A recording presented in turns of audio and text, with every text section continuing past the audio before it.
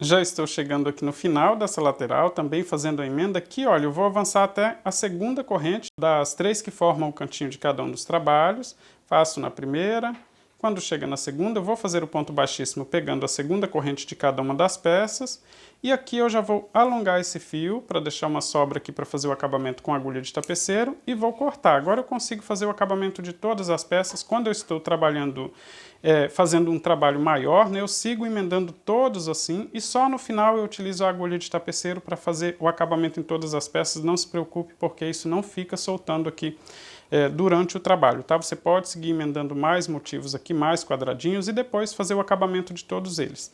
É bem fácil fazer esse acabamento aqui também, eu vou mostrar para você, olha, com agulha de tapeceiro ou com agulha de costura, né, que é mais comum. Se você tem agulha de costura, só colocar esse fio numa agulha de costura, todas as pontas de fio do mesmo jeito. Do jeito que finalizou aqui com o ponto baixíssimo, né, eu só vou voltar para a lateral diferente dessa que eu estava trabalhando. Eu vim fazendo os pontos baixíssimos assim, então a parte menos volumosa é esse aqui, olha, onde tem somente esses pontinhos. Eu vou seguir então, voltando com o fio aqui, olha, no ponto, pegando de baixo para cima, e vou passar desse jeito, olha, para ir escondendo aqui parte desse fio antes de amarrar ele. Desse jeito, vou para o próximo ponto, vou no próximo ponto também.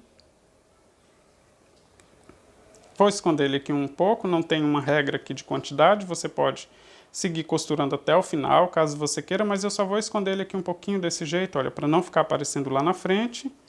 Agora eu posso dividir esse fio em dois. Tiro metade aí da agulha. O que sobrar aqui na agulha eu vou passar em mais um fiozinho para dar sustentação para fazer esse nó.